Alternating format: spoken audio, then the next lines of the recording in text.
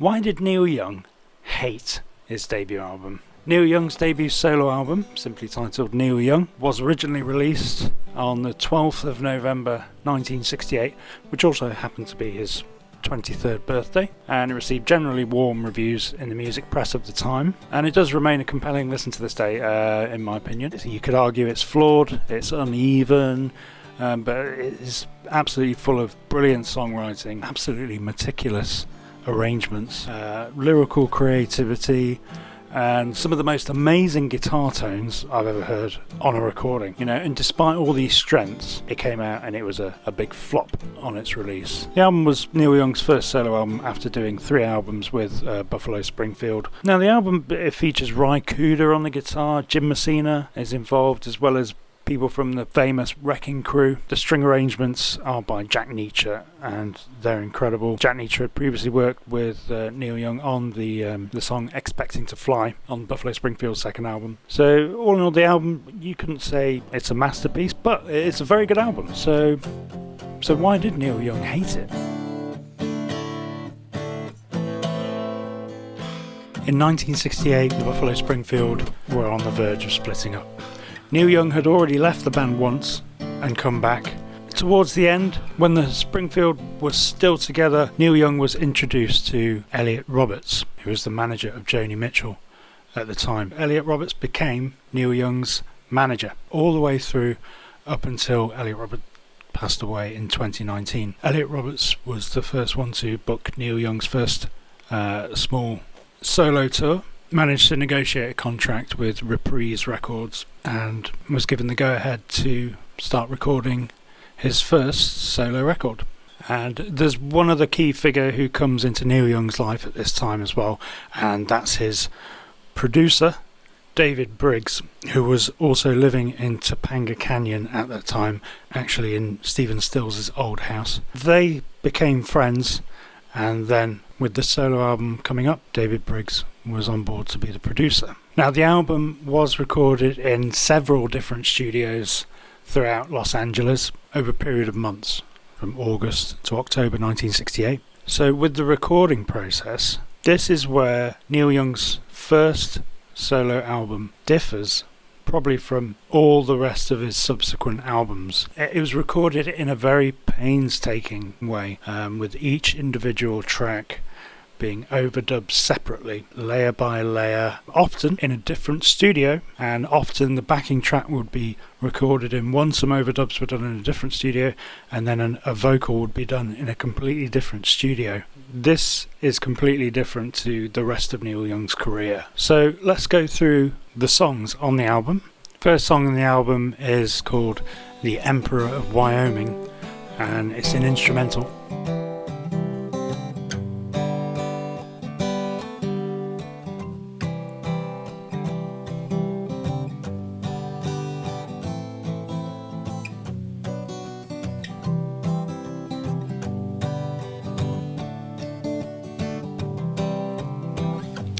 So, The Emperor of Wyoming is a country-tinged instrumental with strings, and it wasn't the done thing, really, to start off an album in this era with an instrumental. And it is such a strong melody that you might be forgiven for thinking, why did this not become a song with lyrics? Because you could easily imagine singing the melody. Well, the answer to that is that it was originally a song with words, and in fact that has been released now on the Archives Volume 1. It's called Casting Me Away From You. So it was recorded in 1965 originally as a demo, and interestingly this song also contains a line he would later reuse in the song Long May You Run. We found things to do in stormy weather. We used to laugh and play games together. We found things to do in stormy weather, but now I find you're leaving me behind, casting me away from you. Interestingly, he again reuses this song as the basis of an unreleased song from the 80s called Leaving the Top 40 Behind. Hit 39 the top, 40 behind, holding on to what I got. So that's interesting. And that wouldn't be the last time that Neil Young repurposes one of his songs and fits new words over the top. As for the song's title, Who is the Emperor of Wyoming? Well, I think it could easily be a reference to David Briggs, who was from Wyoming. Other than that, I would have no idea, but as a guess, I would say that's probably the most likely.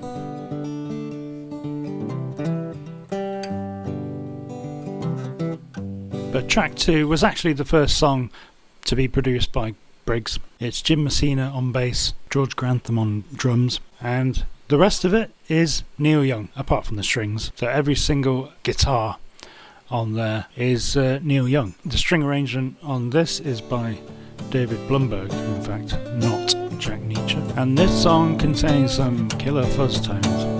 He's a perfect stranger, like the cross of himself and a fox.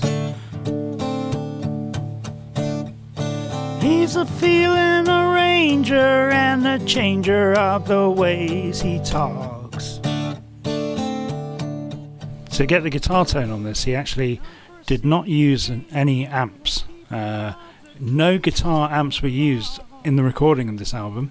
David Briggs said the guitar was plugged into a Leslie speaker, which was then plugged straight into the desk, and that's why it has a real close, fuzzy, very overdriven sound that has no ambient space to it whatsoever. Now the vocal style, the first thing you notice if you're a fan of Neil Young, going back to this first album, if you've never heard it before, it's a different experience because you're hearing Neil Young sing in a way that he doesn't sing on any other album. To me, he doesn't sound confident. It sounds restrained.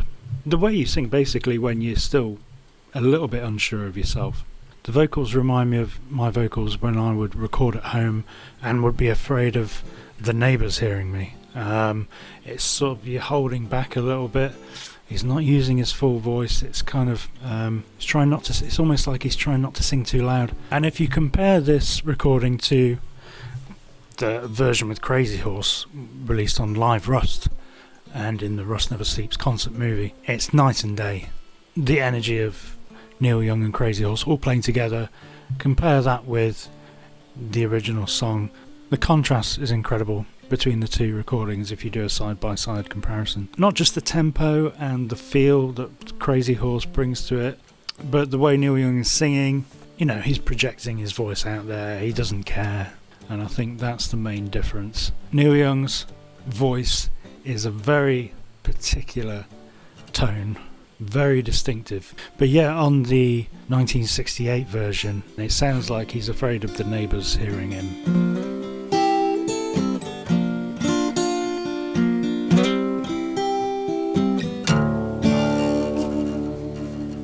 And then track 3, If I Could Have Her Tonight.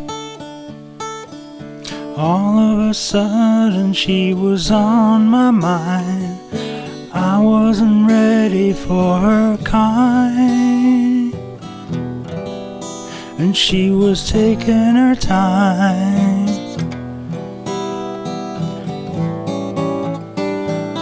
Oh, if she came to me. It's a great song. The production is so rich.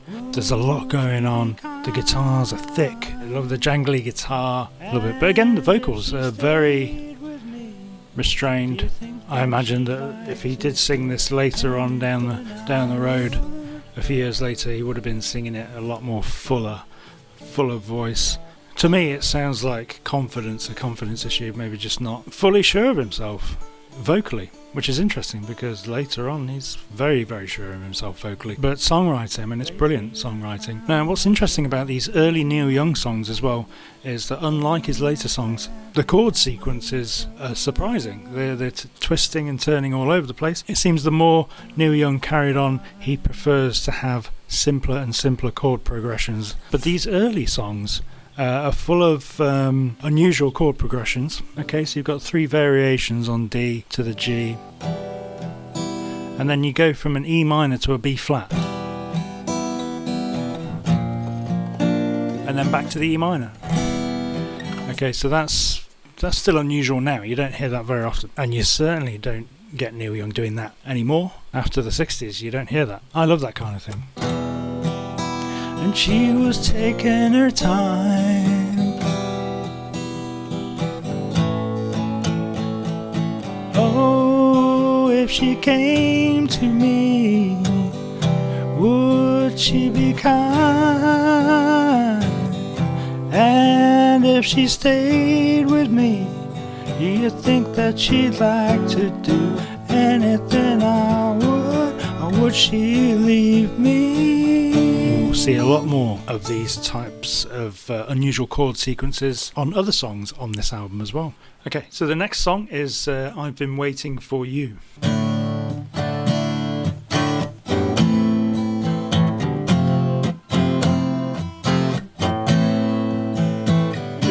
Probably the most underrated song in the album. Absolutely brilliant song. I think David Bowie agreed because he covered the song as well on his 2002 album Heathen. The chords in this are great, rich production, and it's great the way it builds up until the guitar solo at the end.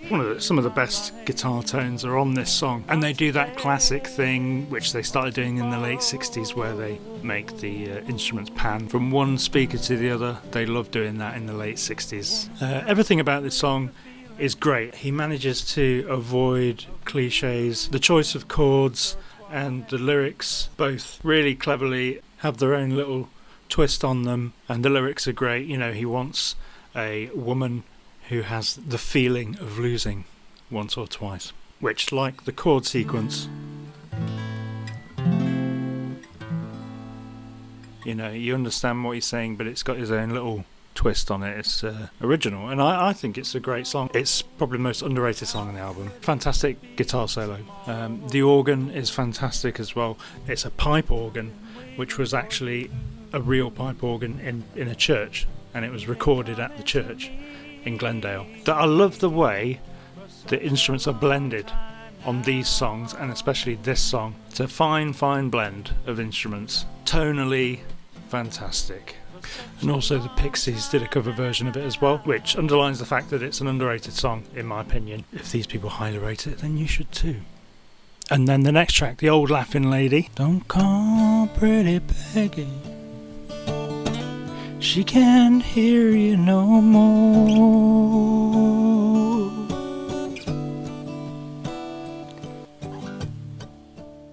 Again, the vocals on The Old Laughing Lady are very restrained, very reserved, but it is a very Buffalo Springfield again style arrangement, and it's brilliant. The Old Laughing Lady is the oldest song on the album, originally written back in 1965, and he wrote the song before he'd even joined the Minor Birds, whilst he was playing in coffee houses in Michigan. And he did in fact record a demo of it while he was in Buffalo Springfield, which is on the Buffalo Springfield box set from the year 2000. On YouTube you can find Neil Young performing this song in 1976 in Glasgow, busking outside of the train station. Some people, probably even Neil Young himself, prefer the later, simpler arrangement of the song, which you can hear from Neil Young himself on the Unplugged album and performance, where it's in a different key as well, and he just plays it straight ahead in G with 2 or 3 chords. But on this version we've got drums, we've got bass, we've got strings. I love this version. And then of course you also have the backing singers coming in. Is the soul chorus really necessary for this? Maybe not. It's great though. I really enjoy it. The backing singers included Mary Clayton, who was the you might recognise her voice from Gimme Shelter, the song by the Rolling Stones. And also one of the backing singers was Gloria Jones, who was the lead vocalist on the song Tainted Love, which later became a massive hit for Soft Cell. She became Mark Bolan's wife. There you go, there's a tenuous link between Neil Young and T-Rex. When I first heard this song, I didn't know what The Old Laughing Lady was about. Who's the Old Laughing Lady? I don't know. And I never really connected with the song, so I didn't know what it was about until one day I realised what it was about. And for me, The Old Laughing Lady is booze. It's about alcoholism, in my opinion, and addiction. The Old Laughing Lady, she doesn't keep time, she doesn't keep score. The Old Laughing Lady dropped by to call, and when she leaves nothing at all. Drunkard of the village, falling on the street, loves his old laughing lady, because her taste is so sweet. I mean, it's pretty obvious. Once I opened my ears to that, then it was obvious what it was about. That makes perfect sense to me. And for me, that's one of his best songs. And I enjoy this version because we can enjoy the other versions as well. His more simpler stripped back versions. Because of those stripped back versions that we can go to if we want to, I enjoy this original version with the whole arrangement of it. I really enjoy now. And the next one is also an instrumental, so String Quartet from Whiskey Boot Hill. This one was recorded at Sunset Sound in Hollywood. This one arranged by Jack Nietzsche, Ry Cooder and Neil Young. This is Nietzschean. So String Quartet from Whiskey Boot Hill was originally an instrumental from the Buffalo Springfield days. He would later reuse this and work it into the song Country Girl on Crosby, Stills, Nash & Young's Deja Vu album. This is where Jack Nietzsche comes to the fore. I can't play it on the guitar. It's just a beautiful little interlude. I really enjoy it, but it's the kind of thing that Neil Young did not do again after this, really. Next one is Here We Are in the Years. Now that the holidays have come, they can relax and watch the sun rise above all of the beautiful things they've done. This song started off as an instrumental during the Buffalo Springfield period, and it was at that point it was called Falcon Lake, but it was reworked into Here We Are in the Years. And again, you can hear the difference in this one. Compare this one to the live version that came out on the album Tuscaloosa, which was recorded in 1973, and it's completely a different kind of vocal performance. He's more relaxed about his voice later on, so he's singing it like this.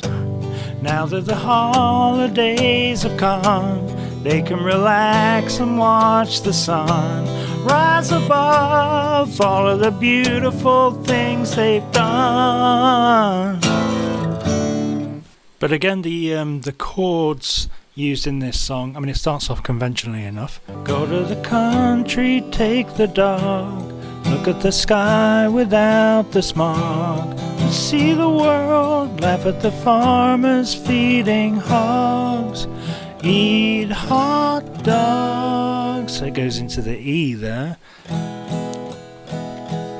And wait, there's more. It goes to the A flat. What a pity that the people from the city can't relate. Now that's wild compared to Neil Young's later chord sequences that he uses. Just it changes key completely. What a pity. So E to A flat. Normally you'd go up to A or up to C sharp minor, or C sharp, but he goes to C. That's unprecedented. What's the opposite of unprecedented if he doesn't do it after? I don't know. So it doesn't do chord sequences like this beyond 1970, or very, very occasionally, but this is standard for his songwriting at that time in the mid to late 60s. What a pity, all the people from the city. So again, fantastic.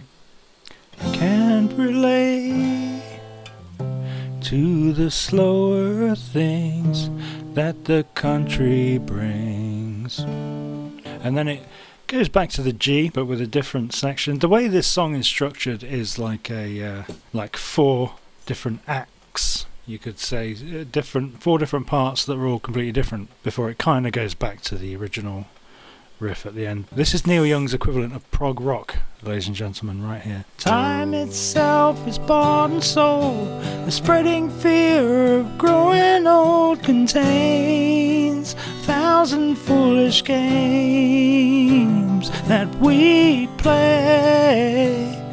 I mean, that's great. So I love the songwriting on here. I love the melodies. It's like he's put 4 different songs together. There's lots of things that only happen once in this song, which again, Neil Young doesn't do that later. He doesn't do that at all, but he does it here. It's great. On this song, it's not just the vocals that sound a bit restrained, it's all the instruments sound a bit restrained as well. Like the actual theme of the song is creeping into the performances as well. Like they're actually afraid of the creeping urbanization that's dominating our lives. It's like he actually sounds genuinely hurt by all the changes that are happening in the world. But yeah, very unusual chord sequences, and this type of arrangement he just does not replicate again, really. This time around. So yeah, nothing exemplifies this style that is employed on this album more than this song. It's just every section of the song is different to the one that came before it. You've got the sort of hesitant vocal style. Everything's very precisely wrought. Sounds like all the musicians had their ties tied up real tight. And I think we're beginning to see why maybe Neil Young was not a fan retrospectively of this album, but we'll get more into that. There's a few more songs left on the album. What Did You Do to My Life? Let's have a look at this one. I don't care if all of the mountains turn to dust in the air. What did you do to my life? It's great songwriting, the melodies are good, but his vocals are they lack conviction that you always get later with Neil Young. Always. It's like tentatively testing things out on this album. The guitar sounds are amazing. I love the fuzzy guitar tone on this. It's just brilliant. You know, that kind of thing. It sounds fantastic. All these arrangements on this album are absolutely brilliant. They've done an incredible job. There's just something missing on that song. It's a great song, but it's definitely something in the performance and the recording that's not quite capturing it. And I've loved her so long. She's a victim of her senses. Do you know her? Can you see her in the distance as she tumbles by?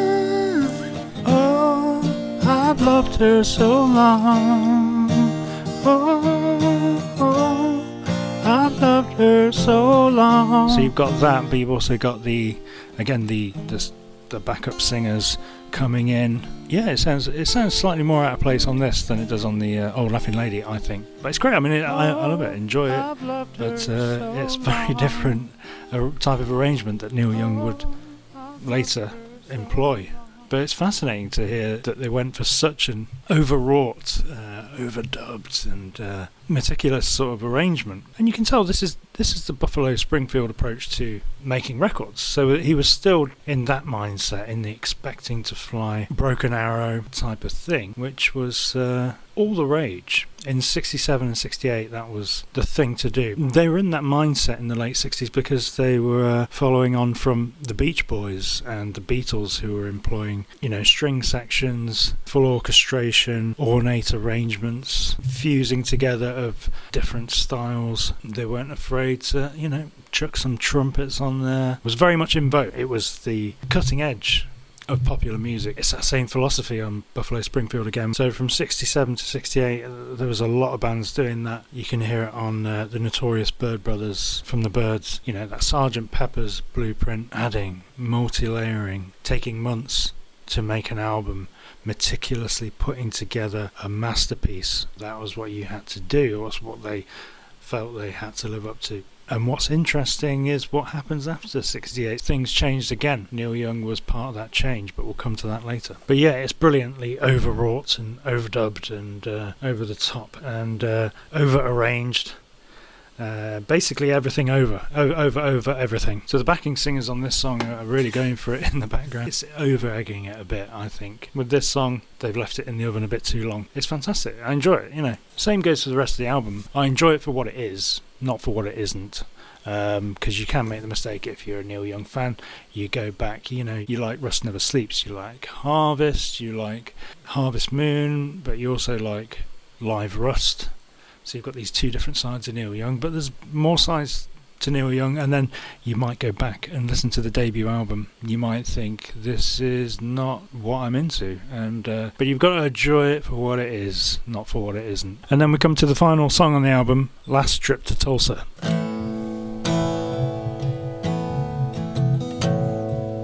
Well, I used to drive a cab, I heard a siren scream.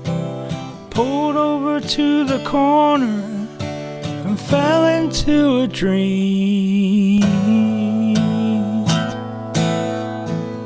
The Neil Young of this album is starting to loosen up to become the Neil Young that we later see, in my opinion. Interestingly, let's point out one thing I've noticed about this song is that it does contain a similar melody to the song from After the Gold Rush, Don't Let It Bring You Down. Well, I used to drive a cab, you know, I heard a siren scream. In a different key, but it's a blind man running through the light of the night with an answer in his hand. Quite similar. So, and that's not unusual for Neil Young, so he will do that, reuse certain melodies, and often on purpose as well. I'm not sure if it's on purpose in this case. This is a more stream of consciousness style of writing. Last Trip to Tulsa, we get one of these songs that Neil Young would later be really good at. I think this is his first ever solo acoustic performance on a record, and the fragility of his voice on this one doesn't quite sell the song, in my opinion. Jack Nietzsche said Neil Young on this album sounds like he's a million miles away, but he's right there. Jimmy McDonough in this book, Shaky, says that on most of the record, Neil Young sounds like a small, wounded animal. Inward, fragile, barely able to yelp the words out. And I agree. And apparently in the studio, Neil Young needed beer to help him loosen up enough to sing this song. And you can still hear the fragility in his voice. It's still got that restrained feeling to it. Has Neil Young ever performed this song live? I don't know. That's a good question, actually. Let's have a look. Yeah, he did sing it live. He did it on the album called Sugar Mountain, which was recorded live at Canterbury House, 1968. He does do it live. He sings it with a bit more conviction there, so I think that version, I would prefer to listen to that version. And then in 1973, he did do a full electric band version of it, which was released as the B-sides of the Time Fades Away single. And I highly recommend you go and find that version because, to be honest, it's fantastic. He's really selling the song, he's really into it, and it's got that just on the edge of raggedness that makes the Time Fades Away material so compelling. So that is the version to go for if you want to listen to that song. Fantastic. But yeah, again, very interesting that he finishes off this album, which is so far contained hugely multi-layered, overdubbed, multi-instrumental arrangements, and then he finishes off with just a 9-minute acoustic song, just him and an acoustic guitar and his voice, and that's it. Not even a harmonica. Neil Young actually said himself in 1970 in an interview with Rolling Stone that he didn't like this song, and he said, and I quote, "It sounds overdone."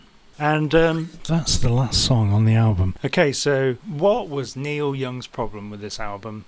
Why did he express regret over this album? Well, this is what Neil Young himself says about the album, and I quote, "When the album was completed, we handed it in to Reprise, who took over the production and mastered the album. Vinyl was the media. When we got the album, after it had been pressed, I immediately noticed it didn't sound like what David and me painstakingly created. Something was really wrong with my debut album." So basically, Neil Young excitedly gets the record back. It's been mastered.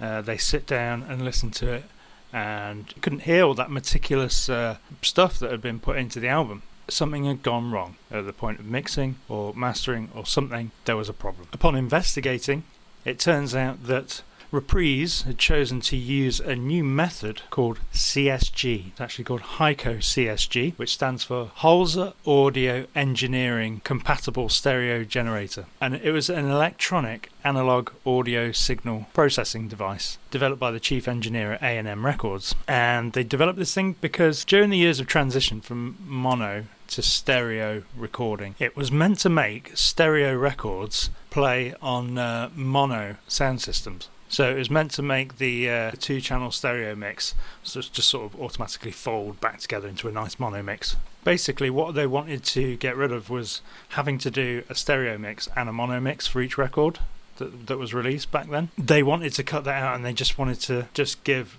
record stores a single record to sell that could be played on either mono or stereo compatible sound systems. But it has negative effects, as Neil Young found out. It has a degrading effect on both the stereo and the mono sounds processed through the system. It can muddy the sound, basically. So they were going all out with this in 1968. Atlantic Records took out a full-page advert in Billboard magazine explaining the process, calling it CSG stereo. So Neil Young found out that Reprise were using the CSG system and hadn't told him that they were going to do that with the album. So basically all the mixes were compromised, according to Neil Young. The tone was substantially altered. Neil Young and David Briggs put their foot down and said, no, we want to redo it, please. We want to re-release it. So they did, and that's why it has 2 release dates. The album was re-released without the CSG on the 22nd of January 1969. But then Neil Young also goes on to say that for the re-release, he decided to remix 3 of the songs. Here We Are in the Years, I've Been Waiting for You, and What Did You Do to My Life? And he also says, I probably shouldn't have done that. Now, you can go and listen to the original CSG stereo, whatever it is, version that was originally released in November 68. The only place you can hear it is on Neil Young's website, Neil Young Archives, and you have to be a member to hear it. But it is there, and it's a fascinating thing. You can't buy it, it's just there so you can compare it with the redone version.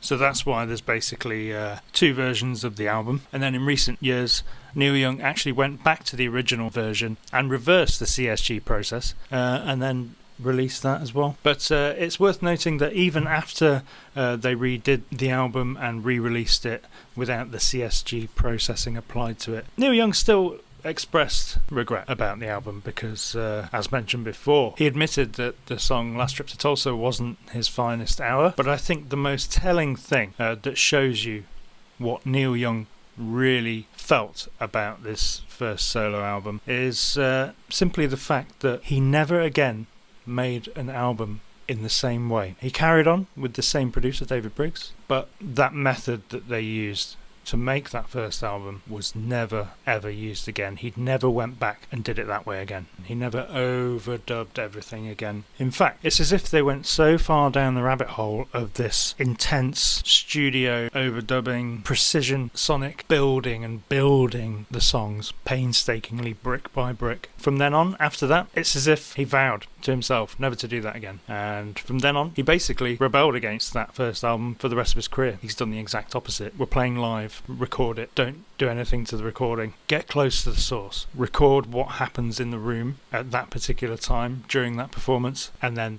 that's what you use. Put it on the record, minimal overdubs, if any at all. And that's how he worked from then on with David Briggs. Neil Young and David Briggs crafted this album in the way the music industry of the time fully expected them to. It took them 3.5 months to complete it, an absolute eon compared to Young's later recordings. All that painstaking overdubbing, smoothing away all the rough edges, delivering the exact type of highly polished product the record label expected from them. So as well as being the very first time that Neil Young and David Briggs ever made a record this way together, it was also the last time they made a record like this together.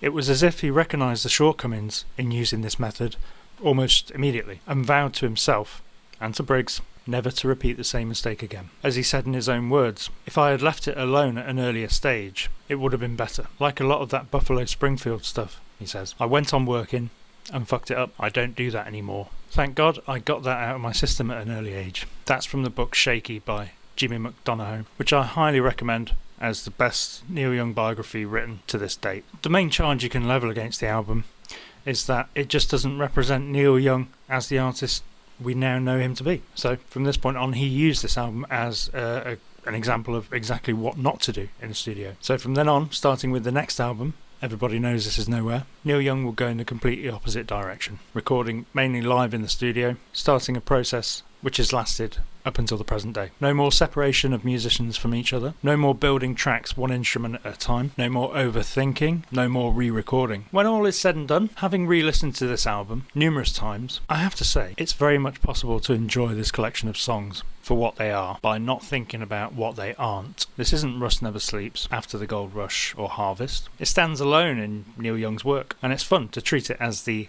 highly polished, overwrought, overdubbed spectacle it is. Enjoy the great songs, enjoy his reserved vocal performance, and luxuriate in all those lush string arrangements, and just dig those crazy guitar tones. And one thing I haven't mentioned about the album yet is the cover art. Yeah, the album artwork. If I was being diplomatic, I'd say that it's a piece of artwork that is very much of its time. Yeah, it's green. He's very green.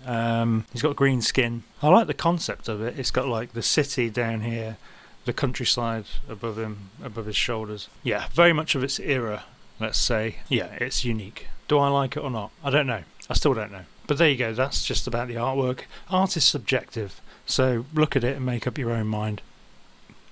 Nah, that's creepy. I think it looks a bit creepy. Sorry, Neil. So if you've made it here to the end of the video, thanks for watching, and what are your thoughts on Neil Young's debut album? Is it underrated?